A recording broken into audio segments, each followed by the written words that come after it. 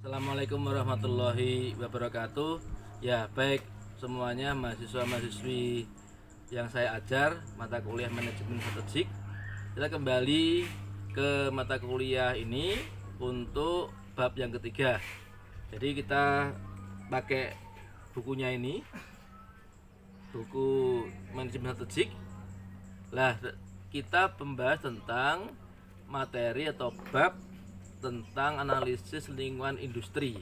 Ya ini. Jadi yang sebelumnya kan sudah kita bahas tentang analisis lingkungan eksternal, lingkungan yang di luar perusahaan. Ini adalah lingkungan industri, adalah lingkungan di mana perusahaan itu saling berhadapan di pasar nyata gitu ya ini. Jadi paling gampang adalah kalau di pasar itu ada Indomie, itu kemudian berhadapan dengan mie sedap gitu ya. Terus kemudian juga contoh lain adalah di sepatu, misalnya Adidas selalu bersaing di pasar dengan Nike ya. Kemudian Indomart dengan Alfamart, itu adalah contoh bagaimana perusahaan itu bersaing di lingkungan industri yang sama. Itu ya ini. Nah, dari semuanya ada banyak industri di lingkungan bisnis itu.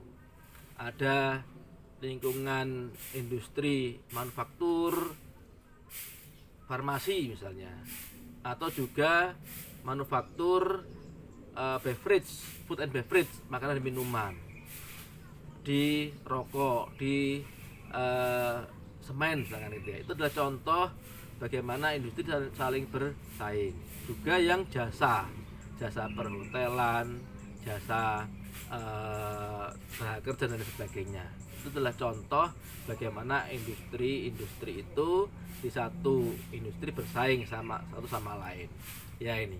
Nah, dan semuanya berikutnya adalah kita bahas tentang Michael Porter, ahli strategik, menyatakan bahwa ada 5 kekuatan bersaing ya ini yang harus diperhatikan. Yang pertama adalah mudahnya industri itu masuk ke persaingan ya ini yang pertama dikatakan oleh Michael Porter ya. Apa maksudnya? Maksudnya adalah bahwa apabila industri mudah dimasuki oleh peserta atau pendatang baru, maka semakin persaingan semakin ketat gitu ya ini. Misalnya adalah industri kuliner ya. Industri kuliner ini paling rentan untuk dimasuki pendatang baru. Misalnya paling gampang adalah kalau usaha kuliner tuh semacam fried chicken atau ayam ya, ayam goreng itu.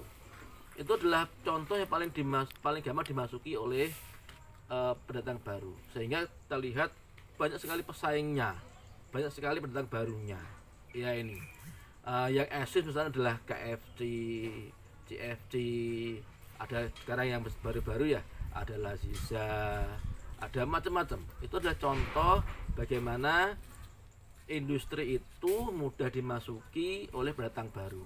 Apa akibatnya? Akibatnya persaingan sangat tinggi ya. Apa konsekuensinya? Konsekuensinya adalah bahwa perusahaan itu harus selalu berinovasi, harus selalu meningkatkan produk-produk barunya. Dia harus berpikir terus bagaimana biar bisa eksis, biar bisa bertahan. Kenapa? Karena pendatang barunya mudah masuk gitu.